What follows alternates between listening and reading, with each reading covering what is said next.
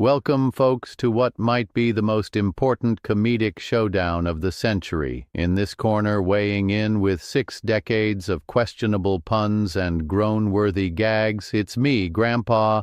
And in this corner, I'm Lily. I'm 6, and I know what's funny, like unicorns that toot glitter.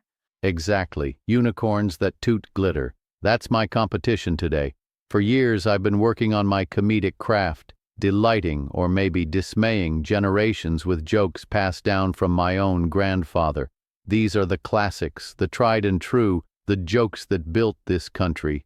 Okay, maybe not that last part. But today, all that history, all that so-called wisdom goes head-to-head with the fresh, unpredictable, and sometimes downright baffling humor of a 6-year-old living in 2025.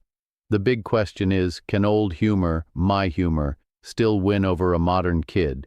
Can a well-timed pun compete with, well, glitter-tooting unicorns? So let the battle of wits and wits' ends begin.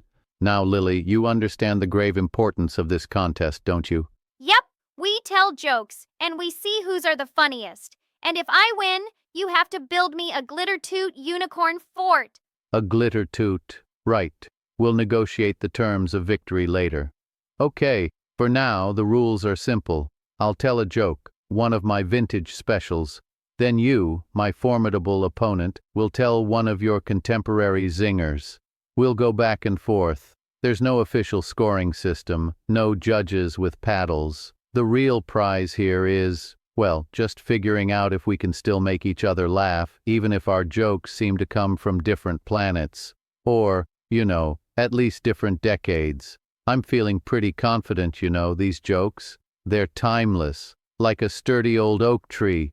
Or like an old squeaky door. My jokes are like a super fast rocket ship.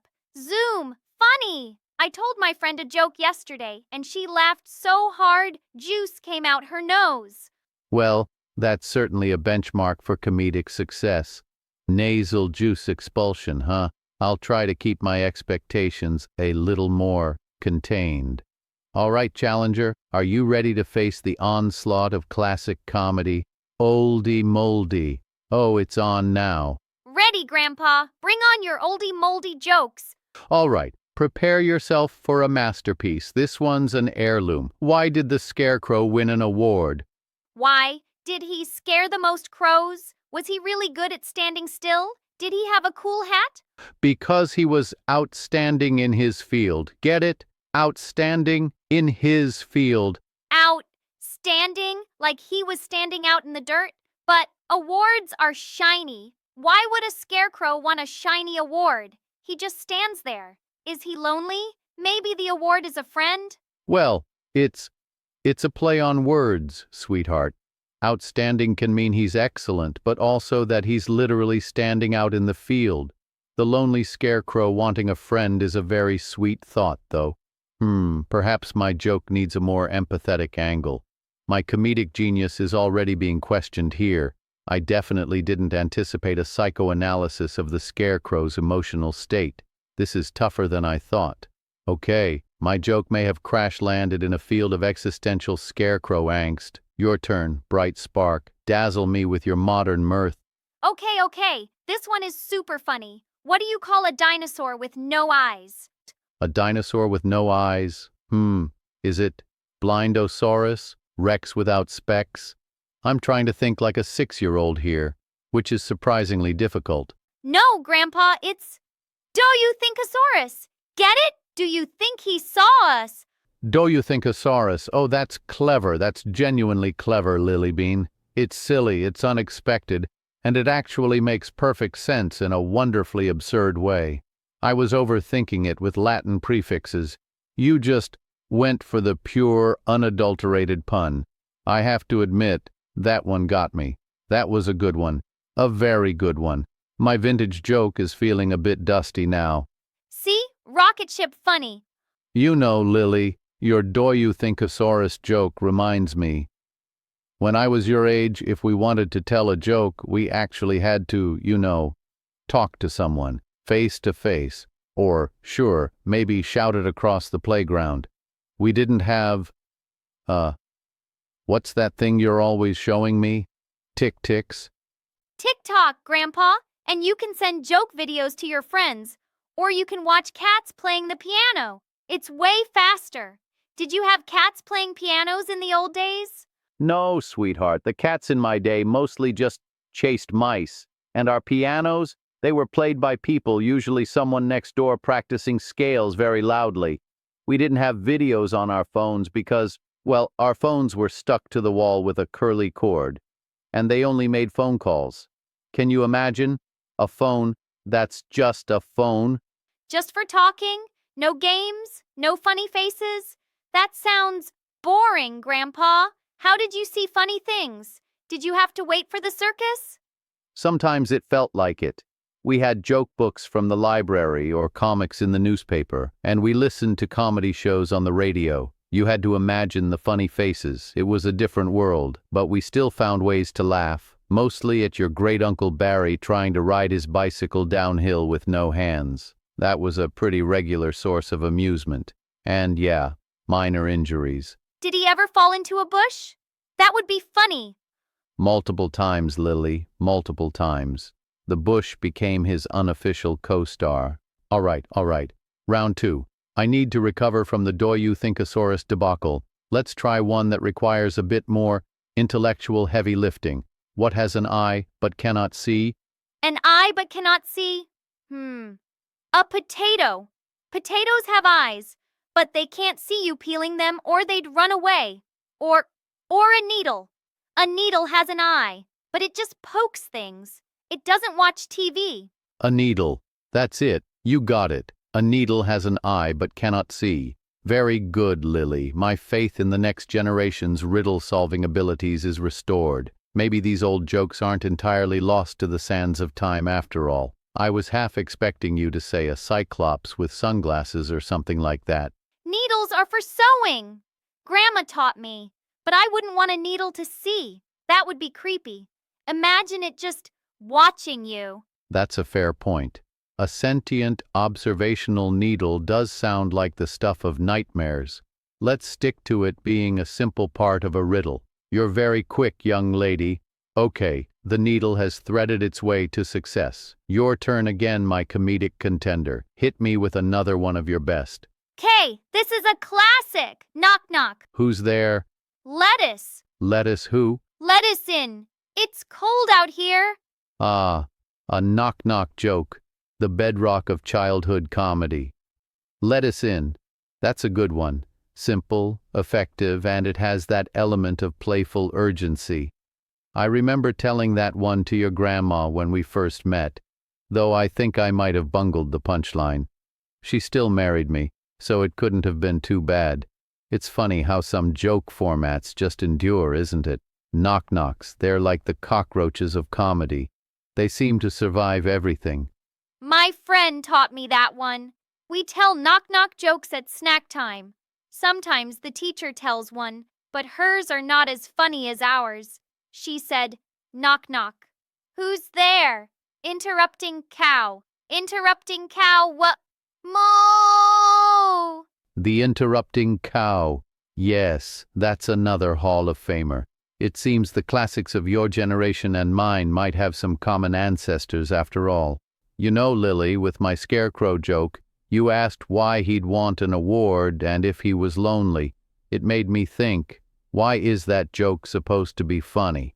I guess it's because the word outstanding has two meanings, and it's a little bit silly to give a scarecrow an award. But yeah, when you break it down like that, it doesn't sound very funny, does it? Yeah, like, why is the lettuce cold? Did someone leave it in the fridge with the door open? Or is it a winter lettuce? If it's winter lettuce, it should wear a little lettuce hat. A little lettuce hat. I love that. You see things in such a wonderfully literal and imaginative way. For me, the funny part of "let us in, it's cold out here" is just the surprise of the word sounding like "let us in." It's a simple pun, a play on words.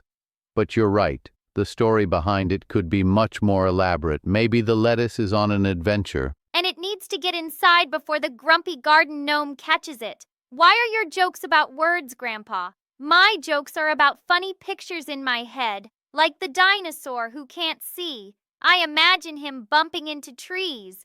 Boink, boink. It's a great question. I suppose a lot of the jokes I grew up with relied on wordplay because, well, we didn't have instant funny videos or memes to show each other. Words were our main tools for making up funny stuff. We had to paint those funny pictures in our heads using just language. But the boink boink dinosaur is a pretty strong image, I'll give you that. Maybe humor is less about the setup and more about the boink. All right, I'm digging deep into the penitentiary for this one. This one's a top-tier, groan-inducing, classic grandpa special. Are you ready? I used to be a baker, but I couldn't make enough dough. Oh, Grandpa, dough, like money and like bread dough. That's a real grandpa joke. It's so punny. Punny, exactly. Mission accomplished. A genuine, heartfelt groan mixed with a giggle. That's the sweet spot for a grandpa joke. Some people spend their whole lives chasing that reaction. It's an art form, I tell ya. An art form. The subtle beauty of that dual meaning. The unexpected twist of everyday words. Okay, my turn. What do you call a sad strawberry? A sad strawberry?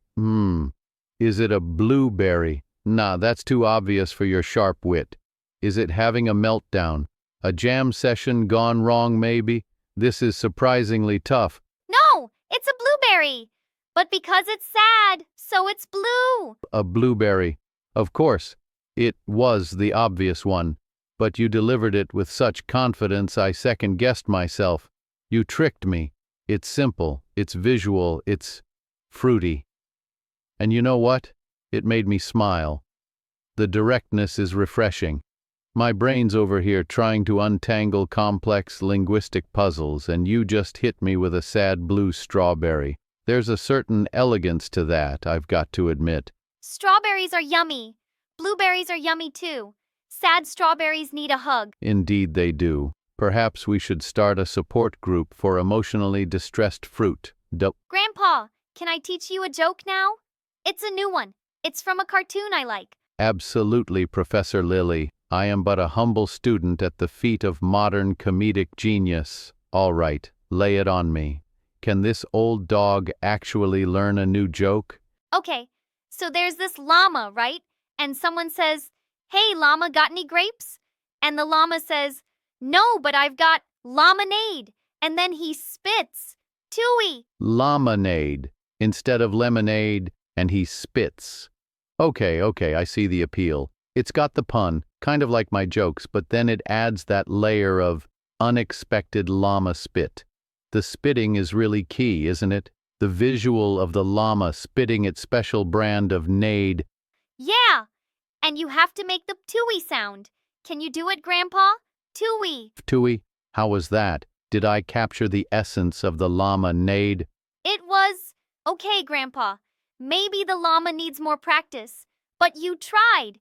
It's funny because llamas are usually fluffy and nice, and then this one is spitting his drink. I see. The subversion of expectations.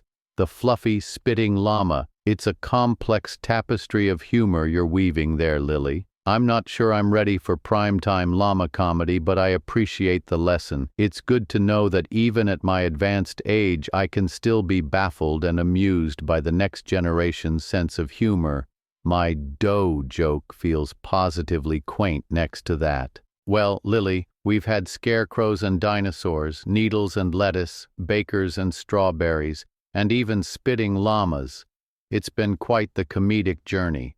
So, the big question, who won the great joke battle of 2025? I think we both won, Grandpa, because your jokes made me laugh, even the ones about old scarecrows. And my jokes made you laugh, even the one about the llama spitting. You know what, Lily Bean? I think you're absolutely right. We both won. Because the point wasn't really about which jokes were better, was it? It was about sharing them. It was about seeing you try to figure out my old-fashioned wordplay and me trying to get on board with, well, glitter-tooting unicorns and spitting llamas. And you know what? Your jokes are pretty darn good. That Doyuthinkosaurus is going into my permanent collection. And Grandpa, your scarecrow joke was okay. Maybe he was a little bit lonely. But the baker one made me really groan laugh. Can you tell it again? I used to be a baker, but I couldn't make enough dough. It seems my humor can still charm or at least elicit a sympathetic groan from the youngest generation. And more importantly, just spending an afternoon telling silly jokes with you, Lily, that's way better than any award a scarecrow could ever get. Laughter, it seems, really is timeless. And maybe, just maybe, Grandpa jokes aren't quite extinct after all. They're just evolving, I guess, with a little help from their granddaughters. So what about all of you watching? Whose jokes made you laugh more? Did Grandpa's classic puns win you over, or did Lily's newfangled kid comedy steal the show? Yeah! Tell us in the comments. What's your favorite joke ever? Maybe a joke about a unicorn that toots glitter. Let us know. And if you enjoyed this little battle of wits and want to see more intergenerational shenanigans, be sure to hit that like button, subscribe for more adventures, and maybe share this with a grandparent or a grandchild in your life. You never know what kind of laughter you might find. Well, folks, that's all the time we have for today's joke extravaganza.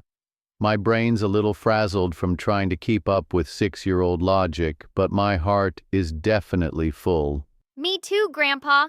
Can we do this again tomorrow? I have a really good joke about a pencil. A pencil, eh? I look forward to it. It just goes to show you whether you're 6 or 60 or somewhere in between, there's always room for a good laugh, especially when you can share it with family. Thanks for tuning in to our grandpa versus granddaughter joke battle. Bye, everyone. Stay funny and watch out for spitting llamas. Tooey! Tooey, indeed. Until next time, keep laughing.